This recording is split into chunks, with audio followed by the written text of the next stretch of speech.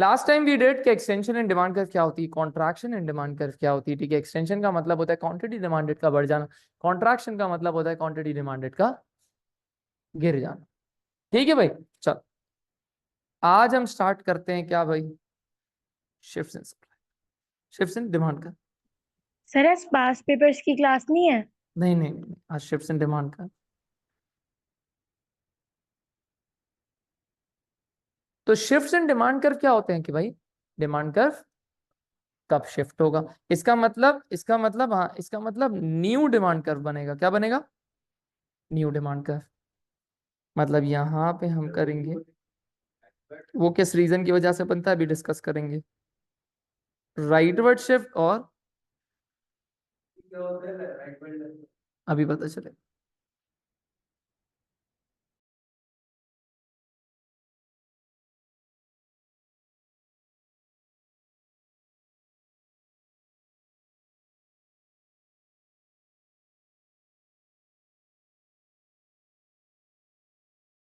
चलो, rightward shift क्या होता है भाई, राइटवर्ड शिफ्ट का मतलब है कि अब देख डिमांड कर्व बनाते हैं जी, बिल्कुल सिंपल है कि यहाँ पे हमारी प्राइस की बात हो गई, यहाँ पे हमारी क्वांटिटी की बात हो गई।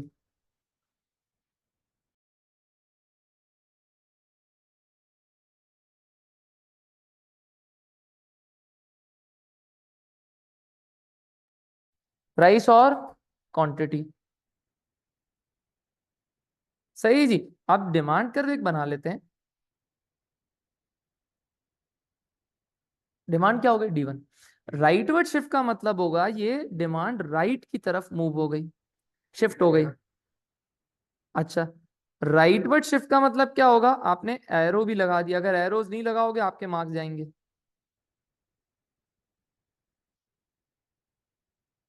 तो राइटवर्ड शिफ्ट का मतलब है क्या, इंक्रीज इन डिमांड। अब हम इसको कंपेयर करते हैं पीछे से, पीछे हमने करा था increase in quantity demanded, Arwa Mulaika और Natasha last time we did increase in quantity demanded, आज हम कर रहे हैं increase in demand. Increase in demand होता है shift, increase in quantity demanded है मूवमेंट, जिसका नाम क्या था, एक्सटेंशन। एक्सटेंशन में रीजन था प्राइस, यहां पे रीजन होंगे अदर फैक्टर्स जी, रीजन होंगे अदर देन प्राइस, या फिर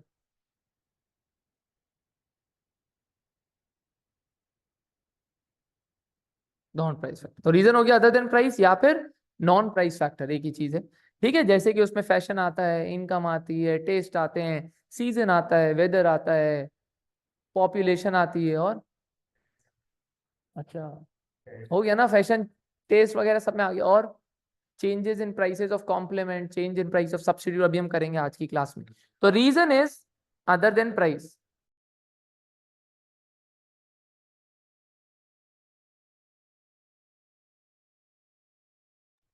अच्छा भाई, तो अदर देन प्राइस हो गए रीजन, और रीजन क्या हो गया भाई, नॉन प्राइस फैक्टर्स। तो यहाँ पे इंक्रीज इन डिमांड हो रहा है, मतलब राइटवर्ड शिफ्ट हो रहा है। ठीक है, अच्छा लेफ्टवर्ड शिफ्ट का मतलब क्या होगा, लेफ्ट की तरफ शिफ्ट। प्राइस और क्वांटिटी, ये नताशा अरवा मुलाइका D1 बन गया। लेफ्टवर्ड शिफ्ट का मतलब होगा पीछे की तरफ शिफ्ट,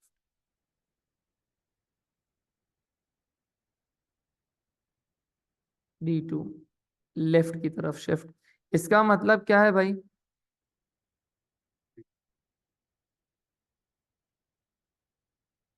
डिक्रीज इन डिमांड। ये इसका भी रीजन क्या होगा जी, नॉन प्राइस फैक्टर्स, प्राइस के अलावा वाले फैक्टर्स। अब अगर इसको और समझे ना कि राइटवर्ड शिफ्ट और लेफ्टवर्ड शिफ्ट होता क्या है, तो आप गौर से देखना,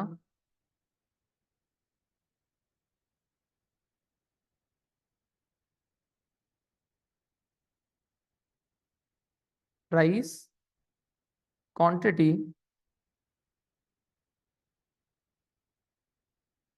D1 D2। एग्जाम में तो यही बनाना है, इन एग्जाम्स इन एग्जाम्स। लेकिन ये मैं करा रहा हूं कि एमसीक्यू, हाँ, ये फॉर अंडरस्टैंडिंग है, और ये एमसीक्यू में आपको एग्जामिनर पकड़ लेता है इस बात पे, तो इसको समझ ही लेते हैं। ठीक है, तो यहाँ पे डिमांड राइटवर्ड शिफ्ट कर रही है, इसका मतलब देख, अगर मैं बोलता हूं कि प्राइस है P1, मतलब $10, तो अरवा मुलायका नताशा गौर से देखना इसको, P1 है मतलब $10 है। $10 पे D1 क्या थी, आपकी ओल्ड डिमांड थी, D2 आपकी क्या है, न्यू डिमांड। D1 मतलब प्राइस P1 पे अगर मैं D1 को चेक करूं तो $10 पे लोग बोल रहे थे, कंज्यूमर बोल रहा था 1000 क्वांटिटी दे दो इन टोटल। अच्छा, ये $10 क्या है नताशा, 1 की प्राइस है या टोटल 1000 की प्राइस है? 10 की। ये सिर्फ $10 है पर यूनिट प्राइस। क्या प्राइस है, पर यूनिट प्राइस। तो कंज्यूमर इज सेइंग कि $10 पर यूनिट की प्राइस पे मुझे कितने यूनिट्स चाहिए, 1000 यूनिट्स। अगर डिमांड का राइटवर्ड शिफ्ट आता है, मतलब कंज्यूमर की इनकम बढ़ जाती है, फैशन बढ़ जाता है, कोई भी अदर फैक्टर चेंज हो जाता है, तो कंज्यूमर बोल रहा है कि मुझे सेम $10 की प्राइस पे आप मुझे दे दो कितनी क्वांटिटी, आप मुझे दे दो 2000 क्वांटिटी। तो इसका मतलब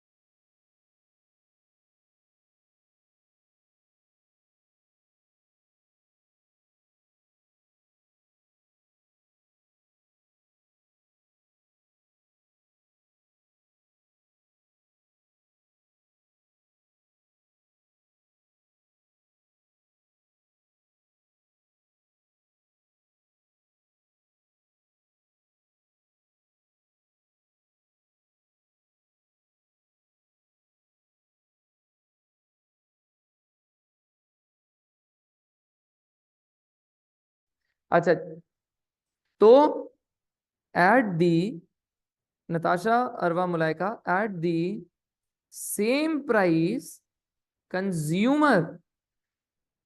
consumers are willing or able to buy more quantity। तो अगर मैं दोबारा उसको कंपेयर करता हूं, दोबारा मैं इसको कंपेयर करता हूं कहां से, एक्सटेंशन से, तो वहां पे प्राइस गिर रही थी तो मैं अपनी क्वांटिटी बढ़ा रहा था, यहां पे मैं सेम प्राइस पे ज्यादा क्वांटिटी मांग रहा हूं। ये है क्वांटिटी डिमांडेड और डिमांड का फर्क। तो जब भी हम इंक्रीज इन डिमांड लिखेंगे इसका मतलब शिफ्ट, जब भी हम लिखेंगे इंक्रीज इन क्वांटिटी डिमांडेड इसका मतलब है मूवमेंट, एक्सटेंशन। नताशा क्लियर है, यस। अरवा क्लियर है,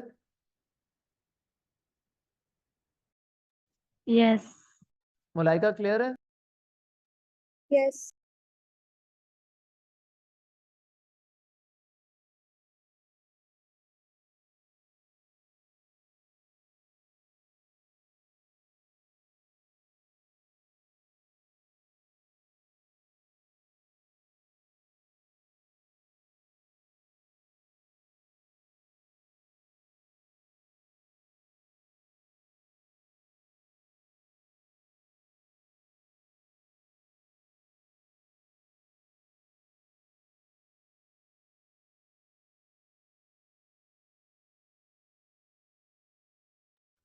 चलो अच्छा जी, आगे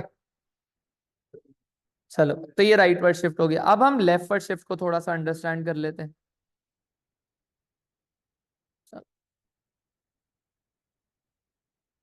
प्राइस क्वांटिटी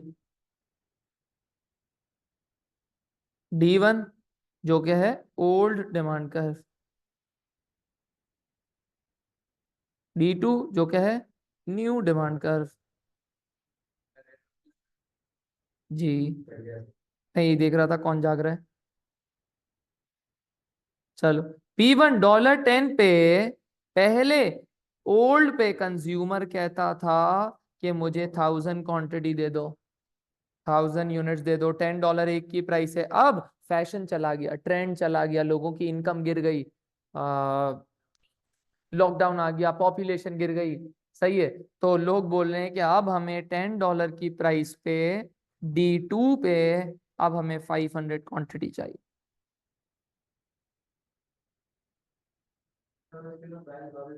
हाँ, प्राइस बढ़ा दे तो वो कॉन्ट्रैक्शन और एक्सटेंशन में आ जाएगा, जो लास्ट क्लास में पढ़ा था। यहाँ पे हम कह रहे हैं कि सेम प्राइस पे कंज्यूमर बोल रहा है भाई ज्यादा दे दो, या सेम प्राइस पे कंज्यूमर बोल रहा है कम दे दो। अगर प्राइस के ऊपर क्वांटिटी खेल रही है तो फिर वो एक्सटेंशन और कॉन्ट्रैक्शन है। जी, वो एक्सटेंशन है। चलो, तो at the same price consumers are willing or able to buy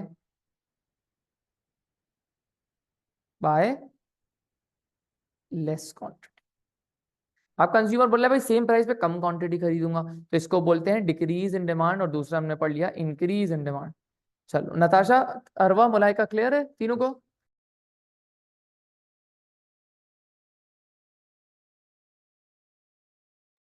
अच्छा, अब हम पढ़ते हैं क्या, फैक्टर्स। जी, factors affecting demand.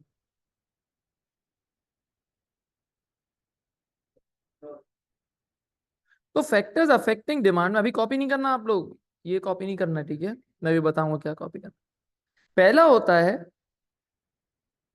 Direct taxes. Direct taxes का मतलब क्या है? अब ये वो है जो रीजंस फॉर शिफ्ट है। क्या है? रीजंस फॉर शिफ्ट, जिसकी वजह से आपका डिमांड कर शिफ्ट होगा, राइटवर्ड या लेफ्टवर्ड। डायरेक्ट टैक्सेस क्या होते हैं भाई?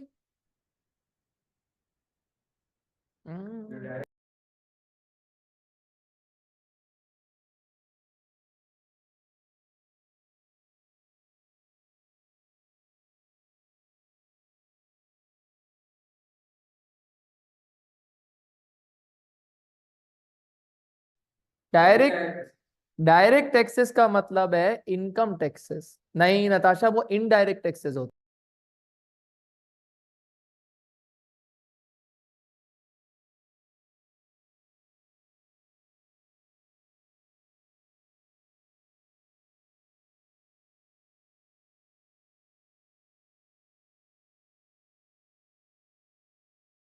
चलो, डायरेक्ट टैक्सेस क्या है? डायरेक्ट टैक्सेस होते हैं Natasha income taxes. Income taxes मतलब आपकी या तो सैलरी पे लगेंगे, या फिर आपने कुछ कमाया, या फिर प्रॉफिट पे। तो कोई बिजनेस है तो उसका इनकम टैक्सेस होगा। लेकिन यहाँ पे जब हम इनकम टैक्स की बात करेंगे ना, वो एज अ कंज्यूमर बात करेंगे, मतलब इंप्लॉय की बात करेंगे, ठीक है? तो अगर इनकम टैक्स, अगर हम डायरेक्ट टैक्सेस, अगर मैं इनकम टैक्स बढ़ा देता हूं, अच्छा, इनकम टैक्स फॉर एग्जाम्पल, मेरी स्कूल में इनकम है समझो 10,000, ठीक है? उसमें से स्कूल वाले सैलरी काट, इनकम काट देते हैं क्या भाई, 1000 रुपए इनकम टैक्स काट देते हैं। तो ये मेरी इनकम हो गई, ठीक है? ये मेरी इनकम हो गई, और ये हो गया मेरा इनकम टैक्स, मतलब डायरेक्ट टैक्स। अब मैं घर कितने लेके जाता हूँ, 9,000। ये मेरी क्या हो गई भाई, डिस्पोजेबल इनकम। तो disposable income is income after taxes, जो मैं घर लेके जा सकता हूँ, डिस्पोज मतलब खर्च करने के लिए। तो डिस्पोजेबल, घर पे पैसा लेके जाऊंगा तो पैसा कहीं ना कहीं तो फेंकूंगा ना, मतलब खर्च करूंगा, ठीक है? तो डिस्पोजेबल इनकम का मतलब क्या है भाई? डिस्पोजेबल इनकम का मतलब क्या है? हाँ, इनकम माइनस डायरेक्ट टैक्सेस, ठीक है? तो income that is left after paying direct tax, income tax, ठीक है? अच्छा भाई, अगर मैं डायरेक्ट टैक्सेस को बढ़ा दे, अभी कॉपी नहीं करना है, ये कॉपी नहीं करना, डायरेक्ट टैक्सेस बढ़ा देते हैं, डायरेक्ट टैक्सेस बढ़ा देते हैं, तो मेरी डिस्पोजेबल इनकम क्या हो जाएगी? डिस्पोजेबल इनकम गिर जाएगी।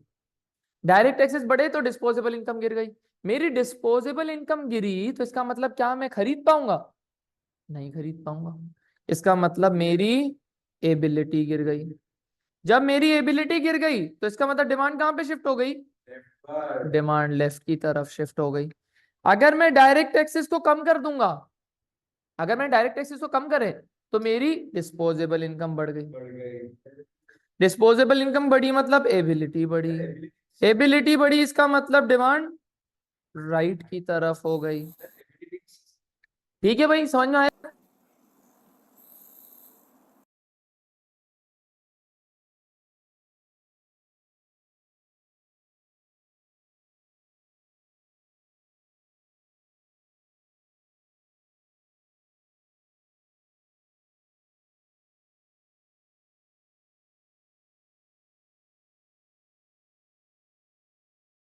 कंज्यूमर की एबिलिटी, तो डायरेक्ट टैक्सेस गिरे तो डिस्पोजेबल इनकम बढ़ी, एबिलिटी बढ़ी तो डिमांड कहां पे शिफ्ट हो गई?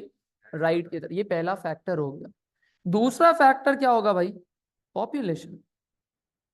जितनी ज्यादा पॉपुलेशन बढ़ती जाएगी उतनी ज्यादा आपकी लोगों की डिमांड बढ़ेगी।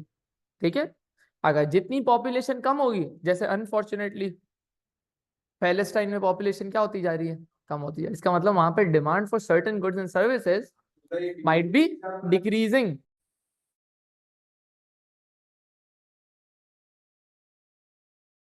तो पैलेस्टाइन में क्या हो रहा है भाई? Demand of certain goods and services गिर रही है। तो वहां पे कोल्ड ड्रिंक्स की डिमांड या फिर बर्गर्स की डिमांड या फिर खाने पीने की डिमांड गिर रही है। ठीक है, तो ये हो गया। ठीक है, इसी तरह कहीं भी कुछ भी हो जाता है तो डिमांड, पॉपुलेशन गिर जाती है तो डिमांड गिरेगी, लेकिन कहीं पॉपुलेशन बढ़ रही है तो वहां पे डिमांड बढ़ेगी। ठीक है जी, तो ये पॉपुलेशन एक फैक्टर हो गया। उसके बाद फैक्टर क्या होगा भाई? ट्रेंड और फैशन आ सकता है। ट्रेंड और फैशन क्या होता है? एक चीज हमारे यहाँ एक आया था भाई, वो फिजिट स्पिनर। अच्छा, लोगों ने देखा यार ये घूम रहा है, लोगों ने बोला भाई हमें भी घुमाना है, वो फिजिट स्पिनर खरीद के आ गए। ठीक है, ट्रेंड आ गया, फैशन आया, सही है, सभी घुमा रहे हैं, किसी को नहीं पता वो किस काम का है। फिर पता चला, हाँ, फिर पता चला यार ये तो स्ट्रेस रिलीवर है। फिर पाकिस्तानी अवाम ने क्या बोला, भाई हमें तो किसी बात का स्ट्रेस ही नहीं है, फेंक दिया, चले गया, फैशन और ट्रेंड चला गया। ठीक है, क्योंकि यहाँ पे टेंशन को एक बड़ी पता नहीं क्या समझा जाता है यार, मुझे टेंशन है मतलब, हाँ कोई हमारे यहाँ उसको बीमारी समझा जाता है कि यार ये तो कोई नॉर्मल बंदा नहीं है। भाई नॉर्मल बंदे को तो टेंशन होगी। ठीक है, वरना ये तो बैठे रहेंगे। ठीक है, तो टेंशन होना सही होता है, लेकिन जब पाकिस्तानी को पता चला तो उसका फैशन ही चला गया। तो स्ट्रेस रिलीवर, तो फैशन इसी तरह कुछ प्रोडक्ट आते हैं, अचानक आते हैं, अचानक चले जाते हैं। ठीक है, ऐसे बहुत सारे मल्टीपल प्रोडक्ट्स होते हैं। तो फैशन आएगा तो डिमांड बढ़ जाएगी, फैशन जाएगा तो डिमांड गिर जाएगी। अच्छा जी, लोग इन्फ्लुएंस होते हैं जिसकी वजह से डिमांड बढ़ती है, तो डिमांड का रिलेशन जी। अच्छा, इसके बाद एक और चीज, नहीं नहीं नहीं, हम एक प्रोडक्ट की डिमांड की बात कर रहे हैं। We are talking about micro level. Micro level की बात मतलब एक प्रोडक्ट की बात कर रहे हैं, पूरी इकोनॉमी की एक साथ बात नहीं कर रहे हम। डिमांड जब भी मैं बोल रहा हूँ ना, तो देखो, तो मैं बोल रहा हूँ डिमांड फॉर सर्टेन गुड्स, कुछ गुड्स, एक गुड, सही है। उसके बाद एक और चीज होती है एडवर्टाइजमेंट। एडवर्टाइजमेंट क्या है? प्रमोट कर। भाई आजकल आप देखो एड ना, कोकोमो, कोकोमो आपको प्रोडक्ट याद है? भूल गए, भूल गए। लेकिन हर किसी ने बचपन में कोकोमो खाया है। और आपको ऐसा नहीं कि कोकोमो नहीं पसंद होगा, कोकोमो पसंद भी है, लेकिन आप भूल गए हो। अभी वो नई ऐड लेकर आए फाद मुस्तफा के साथ, मेरे ख्याल से एक बच्चा ही बता रहा था, स्टूडेंट, कि फाद मुस्तफा के साथ उन्होंने नई ऐड बनाई है। इसका मतलब अब वो ऐड चलना स्टार्ट होने वाली है। सही है, तो इसका मतलब फिर सबको याद आएगा तो डिमांड राइटवर्ड होगी, लेकिन जैसे ही एडवर्टाइजमेंट गिरेगी लोग दोबारा भूल जाएंगे, इसीलिए डिमांड लेफ्ट हो जाएगी। तो advertisement is an important tool that can influence demand. उसके बाद प्राइस ऑफ सब्स्टिट्यूट्स। सब्स्टिट्यूट क्या होते हैं अरवा मुलायका?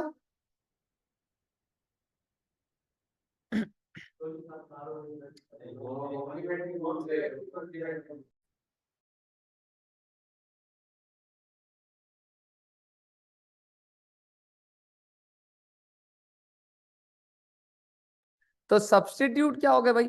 राइवल प्रोडक्ट का मतलब क्या है? कोक एंड पेप्सी, मतलब कंपेटिटर्स। जी, अब फायदा थोड़ी है। अच्छा, आप तो नापने नहीं पता। अच्छा तो KFC और मैकडोनल्ड्स। ठीक है जी। अच्छा और क्या हो सकता है भाई, आप यहाँ पे कोई भी।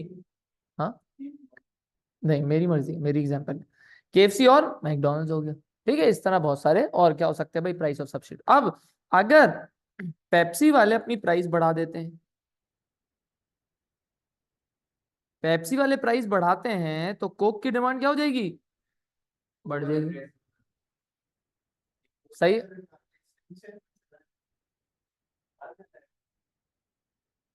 चल अब मैं डायग्राम बनाता हूं, देखना। यहां पे लिखता हूं प्राइस ऑफ पेप्सी, यहां पे लिखता हूं क्वांटिटी ऑफ पेप्सी। ठीक है, पेप्सी का एक डिमांड कर्व बना दिया। क्या, आपको पहले भी बताया डिमांड कर्व इज जब असल में बात करते हो तो डिमांड कर्व वो होता है कर्व।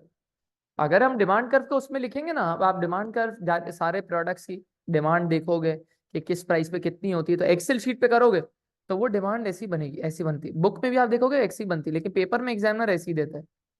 एक सिंपलिस्टिक अप्रोच है। अच्छा, तो ये हो गए भाई आपके डिमांड D1।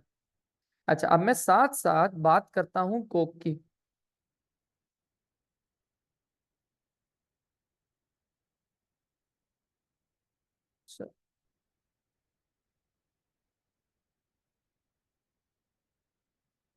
अब हम बात करते हैं भाई किसकी, कोक की। अब पेप्सी की प्राइस बढ़ गई, तो अरवा मुलायका नताशा गौर से सुनना कि अगर पेप्सी की प्राइस बढ़ जाए, जी शैल और PSO, अगर अगर हमारी पेप्सी की प्राइस बढ़ती है तो गौर से देखना P1 Q1, जैसे ही हमारी प्राइस बढ़ना स्टार्ट होगी पेप्सी पेप्सी की, तो प्राइस बढ़ी तो क्वांटिटी गिर गई, इसको क्या बोलते हैं, कॉन्ट्रैक्शन। जी। लेकिन साथ साथ जब हम बात करते हैं कोक की, तो वहां पे आपको दिखेगा कि कोक का अदर फैक्टर चेंज हुआ है। भाई कोक की प्राइस नहीं चेंज हुई, कोक के राइवल की प्राइस चेंज हुई है। कोक के राइवल की प्राइस चेंज हुई है, इसका मतलब उसके लिए वो प्राइस फैक्टर नहीं है, इसका मतलब वो अदर देन प्राइस फैक्टर है, मतलब नॉन प्राइस फैक्टर है। इसका मतलब demand curve would shift to right. जी, कोक की प्राइस की वजह से डिमांड नहीं बढ़ रही, बल्कि पेप्सी महंगी हो गई है, जिसकी वजह से पेप्सी के कस्टमर इधर भागते हुए आ गए।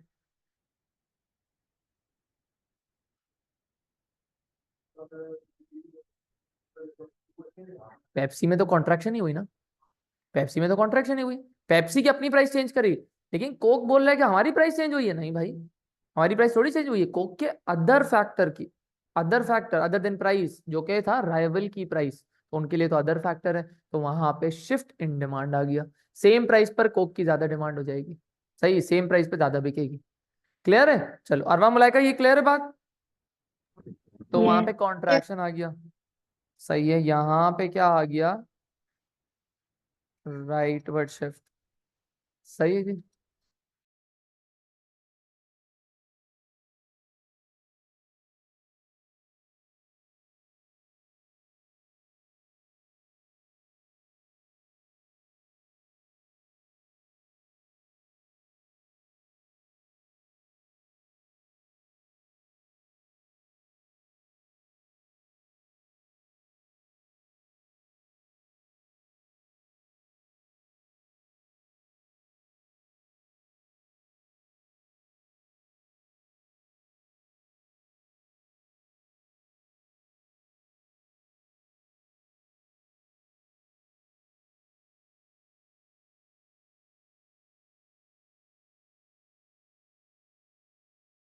चलो जी, अब आ जाते हैं भाई, ये हो गया।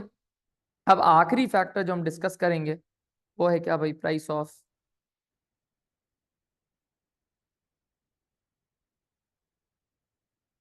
Price of complement, price of complement. अब कॉम्प्लीमेंट की प्राइस, कॉम्प्लीमेंट क्या होते हैं जी, जॉइंटली डिमांडेड।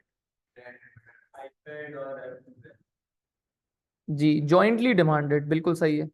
जैसे कि आईपैड एंड एप्पल पेंसिल। ठीक है, ब्रेड, ब्रेड और बटर हो गया। या फिर आप लिख सकते हो एक बहुत अच्छी एग्जांपल, प्रिंटर एंड इंक। ये कॉम्प्लीमेंट्स होते हैं। ठीक है सर, नहीं बेटा छोड़। अच्छा जी, तो इसका मतलब अगर अगर प्रिंटर की, जी phone and charger, car and petrol, very good. ठीक है, अच्छा इसका मतलब होगा कि अगर अगर प्रिंटर की प्राइस बढ़ जाती तो लोग प्रिंटर लेना छोड़ देंगे। जब प्रिंटर नहीं लेंगे तो इंक क्या करेंगे भाई, इंक का। ठीक है, हाँ हाँ, प्रिंटर की इंक कॉपी पे लिखेंगे। इसका मतलब क्या हो गया, ये कॉम्प्लीमेंट क्या है भाई, इंक की जरूरत से प्रिंटर के लिए। प्रिंटर के पैसे बढ़े, लोगों ने प्रिंटर छोड़ दिया, प्रिंटर छोड़ दिया तो इंक का कोई काम है ही नहीं। इसका मतलब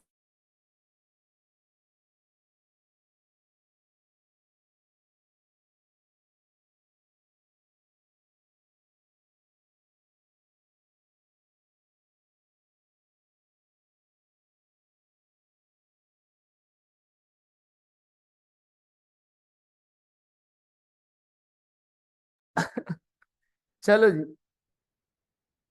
अब इसकी भी डायग्राम बना लेना।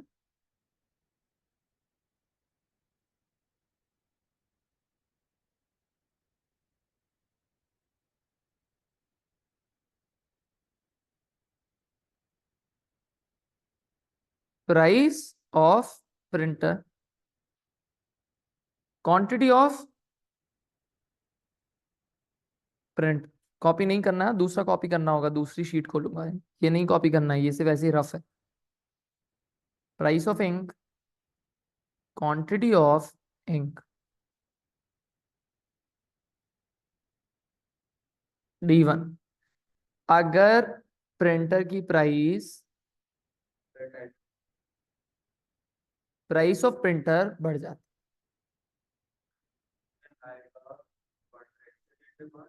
P1 Q1।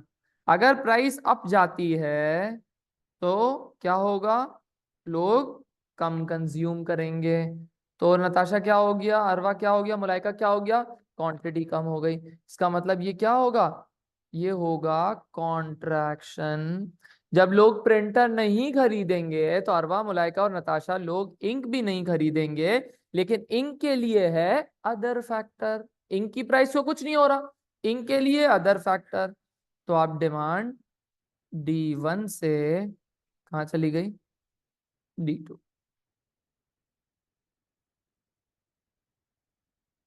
डिमांड लेफ्ट की तरफ चली। ठीक है, इसको क्या बोलेंगे,